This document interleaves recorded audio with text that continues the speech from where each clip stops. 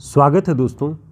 आज की इस क्लास में आपको शुरू से अंत तक धैर्य बना करके पढ़ना होगा।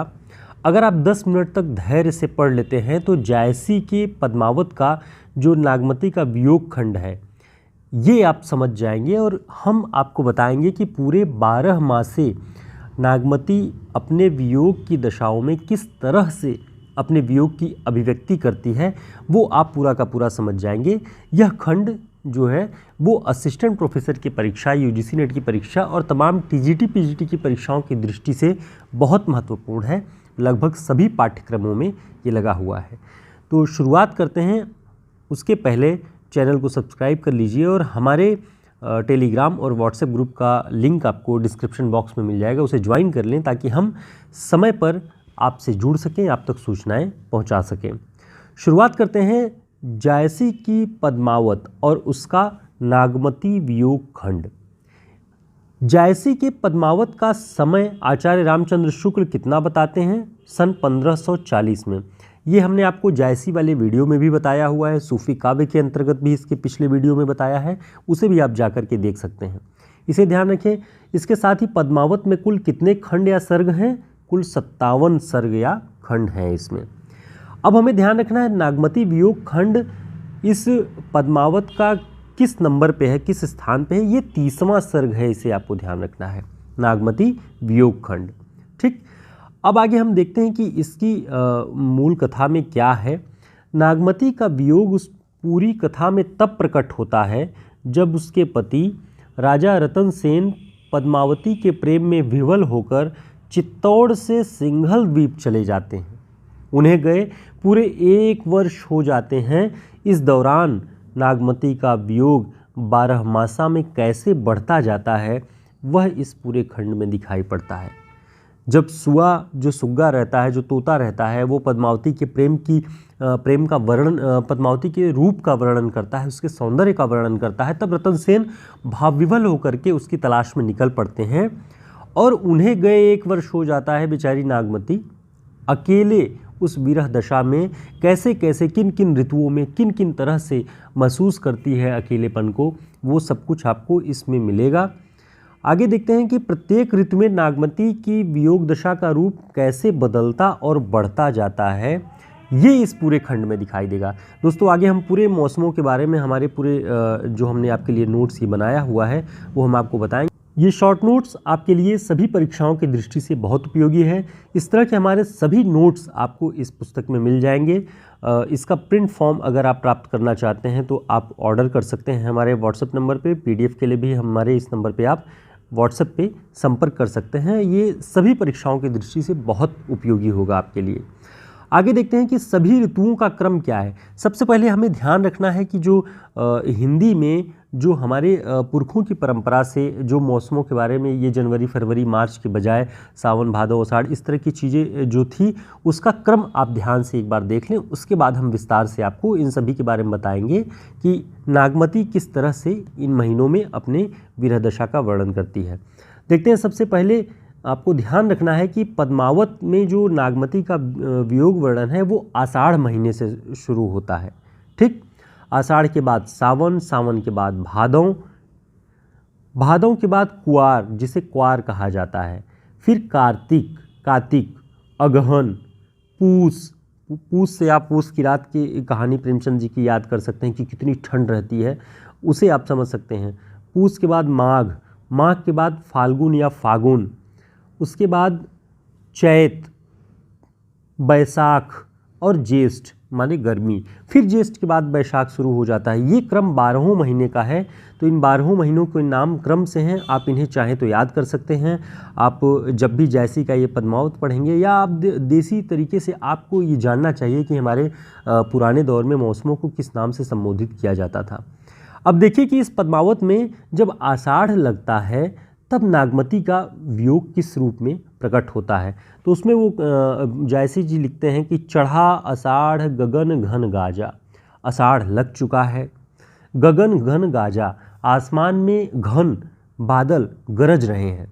ऐसी दशा में प्रिय छोड़ करके चला गया है। जब भीषण हुंकार हो रही है, बादल गरज रहे हैं बहुत भीषण तरीके से, ऐसी दशा में नागमती अकेले है उस ये पूरा वर्णन आपको आषाढ़ वाले प्रसंग में मिलेगा। फिर जब सावन लगता है तब क्या अनुभूति होती है? जायसी लिखते हैं कि सावन बरस मेह अति पानी, भरनी परी हों बिरह झुरानी। इसका मतलब ये है कि सावन लग चुका है और मेह यानी मेघ में अति पानी, बहुत पानी भरा हुआ है बादलों में। भरनी परी, खेतों में सिंचाई होती है, तो जब देखिए धान का मौसम होता है तो खेतों में भरनी की जाती है, पानी भरे जाते हैं, पानी रोपे जाते हैं। लेकिन हों बिरह झुरानी, नागमती इतने हरे भरे मौसम में भी विरह से सूख रही है। इस तरह की पीड़ा का वर्णन सावन में किया गया है। अब भादव जब लगता है तब क्या है? आपको इन सारी पंक्तियों को ध्यान रखना है।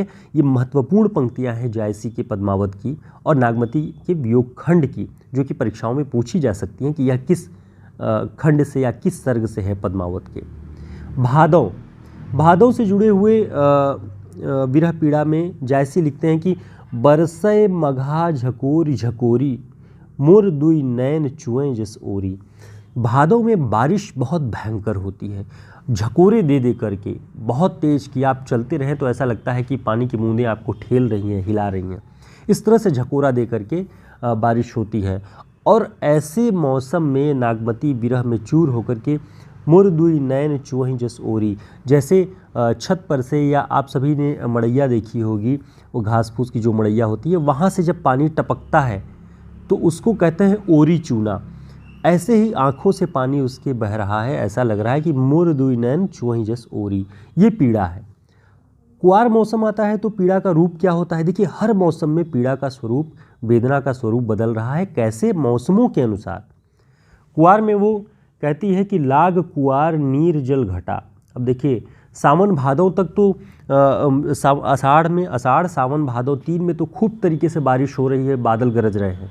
जब कुआर लगता है तो नीर जग घटा, तो नीर जो है बादलों में पानी कम हो रहा है।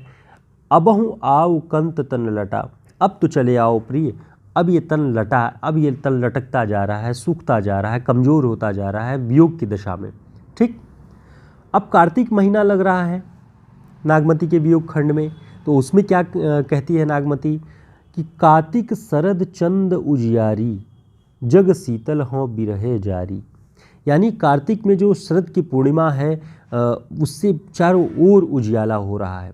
शरद का चंद जो सर्दियों के दौर का, अब ये कार्तिक महीना ही है जब लगता है इधर दीपावली वगैरह का मौसम होता है कि चांद से चारों तरफ उजाला है, जग शीतल हो रहा है, लेकिन हों बिरहे जारी, विरह में वो, लेकिन वो जल रही है। चारों तरफ शीतलता है लेकिन नागमती विरह में जल रही है।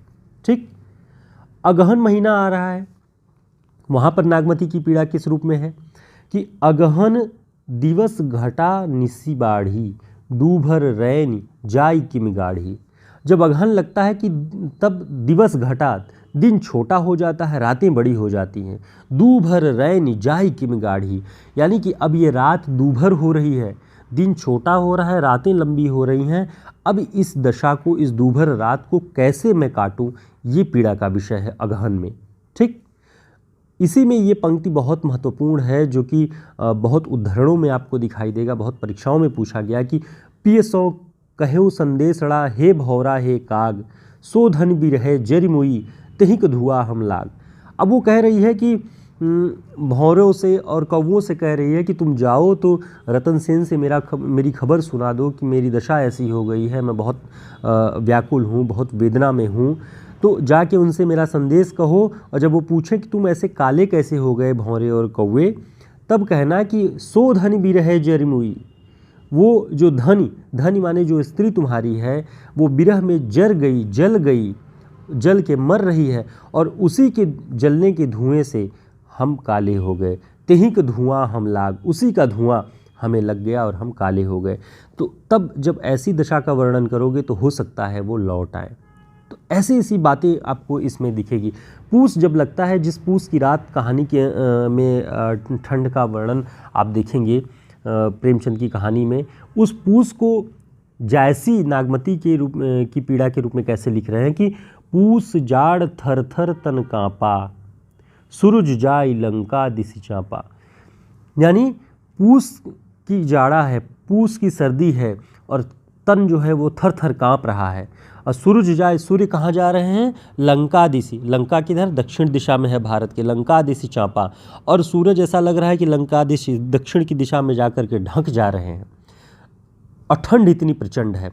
तो ये वर्णन मौसम को आप समझ सकते हैं कि ऐसी दशा में वो अकेली है, उसके साथ कोई नहीं है, उसका प्रिय उसके साथ नहीं है, वो उसे उसका स्मरण करती है, उसके प्रेम को याद करती है। ठीक, आगे देखते हैं कि माघ महीना जब लगता है तब क्या होता है। माघ की ठंडी भी आप जानते हैं, जनवरी में जब माघ मेले वगैरह लगते हैं उस दौर में।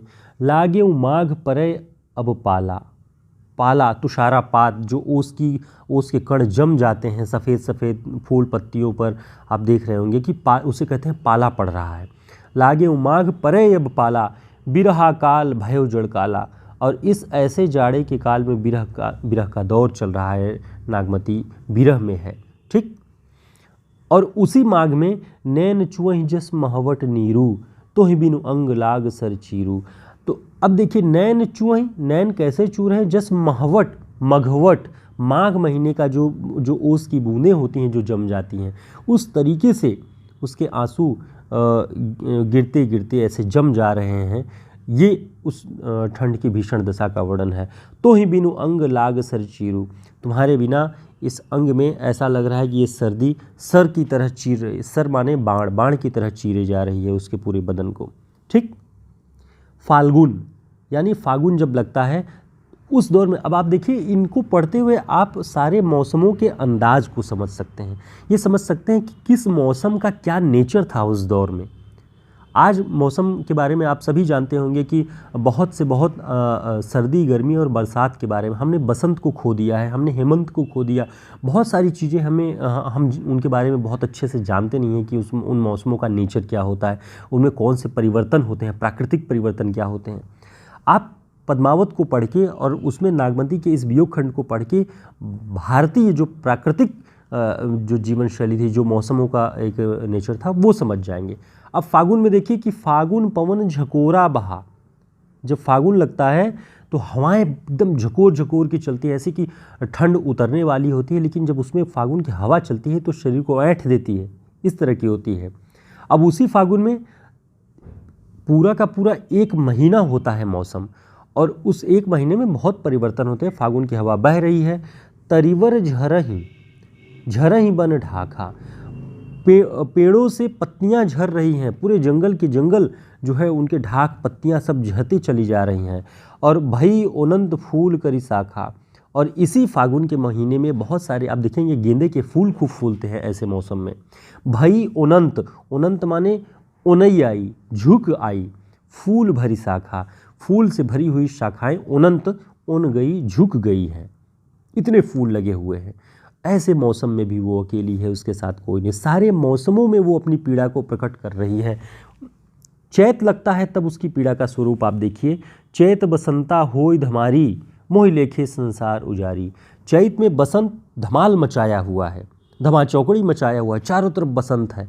मोहि लेखे संसार मेरे लिए संसार उजड़ा हुआ है, मेरे लिए बसंत का कोई महत्व नहीं है, क्योंकि मेरा प्रिय, मेरा कंत, कंत को भी प्रिय कहते हैं, मेरा कंत यहाँ पर नहीं है। अब बैसाख लग रहा है, तब देखिए, भा बैसाख तपनि अति लागी, जैसे ही चैत उतरता है बैसाख लगता है और गर्मी की अनुभूति, मौसमों में गर्माहट आने लगती है, तब भा बैसाख तपनि, तपने लगता है। और नीचे देखिए कि बैसाख का एक रूप और, लागिऊ जरे जरे जस भारू, ऐसा मौसम प्रतीत होता है, ऐसा उसमें नागमती को भी ऐसा प्रतीत होता है कि जैसे बालू, जब आप कहीं दाना भुनाने जाते हैं, जो भूंजा हुआ दाना आप खाते हैं, तो बालू में दाने को डाल करके भूनते हैं, तो ऐसा लग रहा है नागमती को कि लागे जरे जरे जस भारू, ऐसा लग रहा है उसी बालू की तरह मैं जल रही हूँ। फिर भूंजे तजेऊ न बारू, जो दाना उस बालू में, रेत में भूना जाता है, वो बार बार घुमा फिरा करके जलाया जा रहा है, भूना जा रहा है, लेकिन तब भी वो दाना उसी कढ़ाई में पड़ा रहता है, बाहर नहीं आना चाहता। तजेऊ न बारू, उस बालू को वो दाना छोड़ करके बाहर नहीं निकलता, उसी में पटपटाता हुआ पड़ा रहता है, भुनता हुआ। ऐसे ही बैसाख के मौसम में नागमती का जो वियोग है, जो विरह है, वो उस अपने प्रिय की पीड़ा में पड़ी हुई है, उस पीड़ा से निकलना नहीं चाहती है, सारे मौसमों से, सारे पशु पक्षियों से, सबसे अपनी उस पीड़ा को कह देना चाहती है। अब आप देखें, बैसाख के बाद जब जेठ लगता है, अब यहाँ पर बैसाख में तो तप रहा था, लेकिन जेठ जरय, जेठ में जल रहा है, वहाँ तप रहा था, यहाँ जल रहा है, आग लग चुकी है। जेठ जरय चले लुआरा, जेठ जल रहा है और लू वाली हवाएं चल रही हैं। उठा ही बवंडर पर ही अंगारा, आग के बवंडर उठते हुए प्रतीत होते हैं गर्मियों में। आप देखें, गर्म जो हवाएं चलती हैं, जो लू चलता है, ऐसा लगता है कि आग का बवंडर कहीं से खुल पड़ा हो और चारों तरफ घेर चुका हो। ऐसे मौसम में भी उसका प्रिय नहीं आता, वो अकेली रह जाती है और अपनी उस पीड़ा को प्रकट करती है प्रकृति के मौसमों के साथ तादाद में बना के। अब आप देखें, यहाँ से आपको ये प्रश्न हो सकता है कि आप ऊब रहे हों, लेकिन एक बार आप इस 15 मिनट की क्लास को आराम से एक बार पढ़ लेंगे तो नागमती का वियोग वर्णन आपके पूरी तरह से समझ में आ जाएगा। और हमारा प्रयास अगर आपको अच्छा लगता है तो इस वीडियो को लाइक ज़रूर कर दीजिएगा, हमारे चैनल को सब्सक्राइब कर लीजिए। देखिए, इन 12 महीनों में उसकी विरह दशा पर जायसी क्या लिखते हैं कि रोई गवाए 12 मासा, सहस सहस दुख एक एक सासा। पूरा 12 मास रोकर गवाई है नागमती, सहस सहस दुख, सहस्त्र सहस्त्र, हजार हजार दुख वो एक सांस के साथ झेल रही है। ये जायसी ने लिखा है। आगे और लिखते हैं उसकी दशा पर कि दही कोयला भई कंत सनेहा, तोला मास रही नहीं देहा। दही माने जल उठी कोयला की तरह अपने कंत के स्नेह में, प्रेम में। तोला मांस रही नहीं देहा, एक तोला भर मांस, एक तोला का इस समय आप वजन जानते हैं 10 ग्राम, 10 ग्राम भी मांस उसके शरीर में नहीं रह गया है, इतना जल उठी है कोयला की तरह। तो देखिए, विरह को, वियोग को दर्शाने के लिए किन किन उपमानों, प्रतीकों का इस्तेमाल जायसी ने किया है, वो उससे आप उसे अनुभूत कर सकते हैं कि नागमती की पीड़ा कैसी रही होगी। एक रानी पूरे महल में अकेली, उसका प्रिय नहीं, उसका कोई नहीं, तो उस दौर में वो कैसे रहती है। इन्हीं सब वर्णनों के आधार पर आचार्य रामचंद्र शुक्ल जी ने जो लिखा है वो बहुत महत्वपूर्ण है। इससे आप और स्पष्ट समझ जाएंगे कि नागमती का विरह वर्णन हिंदी साहित्य में एक अद्वितीय वस्तु है। इसे ध्यान रखिएगा, शुक्ल जी ने कहा है कि हिंदी साहित्य में एक अद्वितीय वस्तु है। नागमती उपवनों के पेड़ों के नीचे रात भर रोती फिरती है। इस दशा में पशु पक्षी, पेड़, पल्लव, जो कुछ भी सामने आता है उसे वह अपना दुखड़ा सुनाती है। वह पूर्ण दशा धन्य है जिसमें ये सब अपने सगे लगते हैं और यह जान पड़ने लगता है कि इन्हें दुख सुनाने से भी जी हल्का होगा। पेड़ पौधों, पशु पक्षियों, सभी से अपना दुख सुना रही है नागमती। आज आप देखते होंगे कि कोई बहुत पीड़ा में होता है तो सोशल मीडिया है, वहाँ लिख करके लोग अपनी पीड़ा व्यक्त कर लेते हैं। कुछ भी, जो भी उसके जीवन में घटित हो रहा है वहाँ दर्शा लेते हैं। वहाँ पर लोग दुख भी प्रकट कर लेते हैं, खुशी भी प्रकट कर लेते हैं, लाइक कमेंट, इस तरह की चीज़ें चल रही हैं। उस दौर में कुछ नहीं था, कुछ भी ऐसा माध्यम नहीं था सोशल मीडिया की तरह। तो ये सोशल चीज़ें थी, कौवे थे, कोयल थी, तोता था, पेड़ पौधे, पल्लव, फूल, मौसम, ये सब कुछ थे।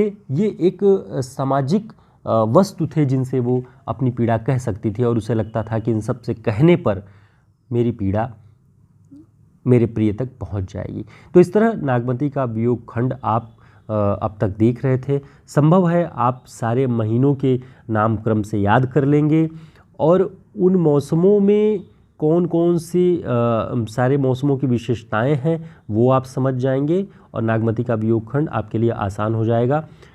फिर मिलेंगे एक नए वीडियो में एक नए टॉपिक के साथ। तब तक के लिए नमस्कार, शुभकामनाएं। चैनल को सब्सक्राइब कर लें ताकि हम फिर मिलते रहें आपसे।